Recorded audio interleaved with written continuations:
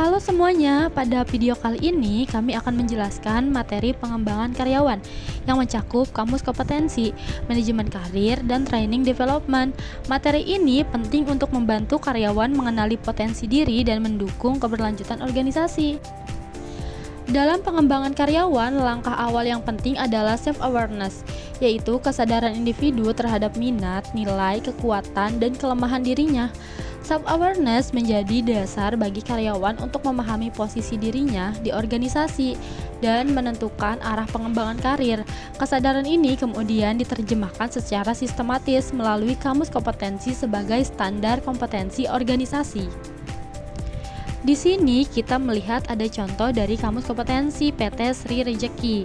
Ketika kita ingin membuat kamus kompetensi, kita harus mempunyai data, jabatan, serta job description, serta job specification, sehingga kita bisa membuat analisis dari teori Spencer and Spencer. Nah, contohnya yaitu dikategorikan sebagai ACH dan CO, kemudian bisa kita bagi menjadi 5 tingkatan level, yaitu sebagai indikator perilaku.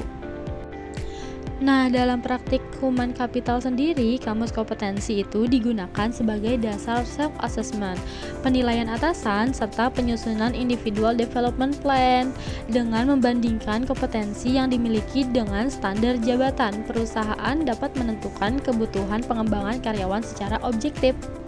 Salah satu teori dari pengembangan karyawan yaitu adalah manajemen karir. Definisi dan proses manajemen karir yaitu proses di mana karyawan menyadari minat, nilai kekuatan, dan kelemahan diri sendiri. Langkah utamanya memperoleh informasi, peluang kerja internal, mengidentifikasi tujuan karir, dan menetapkan rencana aksi untuk mencapainya. Peran HRM yaitu inisiatif manajemen karir untuk masuk dalam kategori penyediaan peluang atau opportunity dalam kerangka kerja HRM untuk meningkatkan performa. Lalu selanjutnya ada perspektif organisasi dan peran manajer. Yang pertama ada keuntungan perusahaan, dan yang kedua ada tanggung jawab manajer, lalu yang terakhir ada kolaborasi. Tahapan karir dan perencanaan yaitu yang pertama ada tahapan karir yang terdiri dari exploration, dan kedua ada proses perencanaan yang meliputi pengumpulan data, pemberian umpan balik, penetapan tujuan, serta penyusunan rencana, aksi, dan tindak lanjut. Yang terakhir ada metode pengembangan yaitu melalui rotasi pekerjaan, hubungan interpersonal, pendidikan formal maupun penugasan sementara. Pengenalan dan urgensi pelatihan. Di sini ada definisi yaitu upaya terencana perusahaan untuk memfasilitasi pembelajaran dan tujuannya untuk diberikan kepada karyawan baru untuk pengembangan ilmu, serta manfaatnya itu meningkatkan efektivitas organisasi, moral karyawan, dan menghindari keasingan manajerial. Perancangan dan metode pelatihan yaitu meliputi sistematika, metode on the job, dan metode off the job.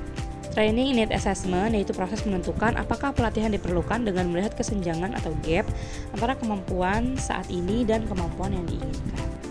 Misalnya nih, sebagai contoh atau penggunaan kasus, seorang HR staff melakukan self-assessment berdasarkan kamus kompetensi dan menemukan bahwa kompetensi analytical thinking masih berada pada level operasional. Berdasarkan hasil tersebut, HR menyusun IDP berupa pelatihan analisis data HR melalui LSM sebagai bagian dari program training development. Nah, dengan mengintegrasikan self-awareness, kampus kompetensi, manajemen karir, serta training dan development, perusahaan dapat mengembangkan karyawan secara terarah dan berkelanjutan. Terima kasih.